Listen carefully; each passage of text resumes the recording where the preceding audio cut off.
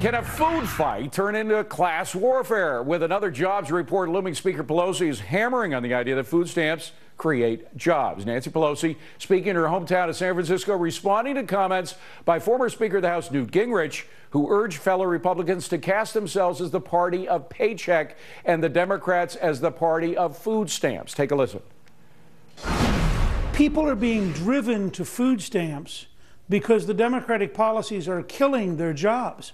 People don't voluntarily say, I want to give up a paycheck so I can get food stamps. If you want to create jobs, the quickest way to do it is to provide more funding for food stamps and have unemployment insurance. So is Nancy Pelosi right? And more to the point, do voters believe her? Fox News contributors Monica Crowley and Leslie Marshall. Well, Leslie, first to you. I mean, we can go back on. I don't want to bore people on studies because there are studies on both sides of this. I've done my research, and you get as many people saying that she's right as not, because economists are all in their head. But the voters are what count. Voters don't seem to believe in these government solutions in terms of getting the economy back on its feet. Do you agree or not?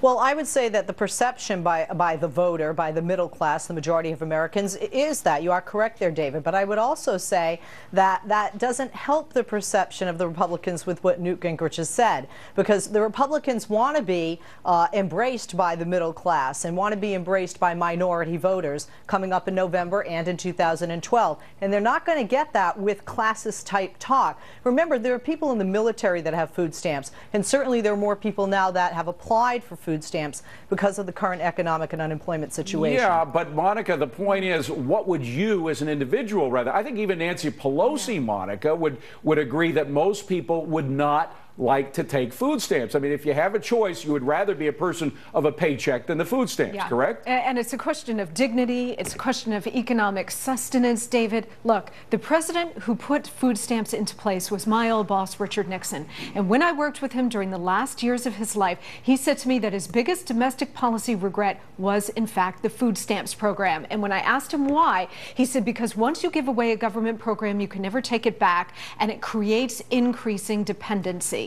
And so what you have now is the Democratic Party deliberately expanding the base of people who are dependent on the federal government. I understand we're in dire economic straits here, but this administration and this Democratic Party in the Congress have done nothing to improve the economic situation. Actually, their policies have made it worse, and the dependency is growing and growing. Well, and that, Leslie, I think, is by design. You know, there was a time, and it wasn't that long ago, when Democrats were agreeing with Republicans that the sense of dependency was crippling. You don't want to create a sense of dependency. Granted, sometimes you want to have a safety net there for people who fall down and need some help getting up, but you don't want them to slip into an era of dependency. Clinton was as opposed to that as Ronald Reagan was.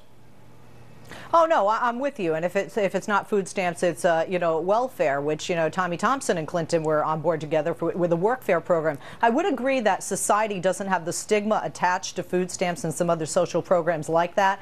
But see, the government here, left or right, and especially Democrats, are sort of in a bind. If they don't help these people, then what happens? Because these are programs in place that have been in place long before Obama and these people in the House and the Senate were in their positions. Well, hold on a second. You asked a question, then you went over it. The answer is you try to provide work in any way, shape, or form you can.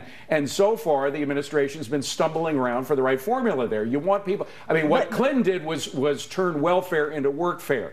That was it. And a lot of his cabinet members, the liberal members of his cabinet, were very upset about that. They thought that that was cruel, an unusual punishment for the people on welfare. Clinton didn't, and neither did the Republicans in Congress. Do we have to go over that debate again?